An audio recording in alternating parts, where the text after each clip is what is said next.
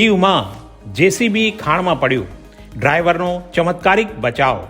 દીવ નિર્મલા માતા સ્કૂલ પાસે જૂની હોસ્પિટલ જતા રોડ ઉપર સીવરેજ પ્રોજેક્ટનું કામ ચાલે છે.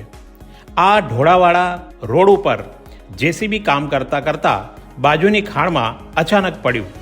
સદનસીબે ડ્રાઈવર સંદીપ મોરૈયા કૂદકો મારી જતા તેનો ચમત્કારિક બચાવ થયો.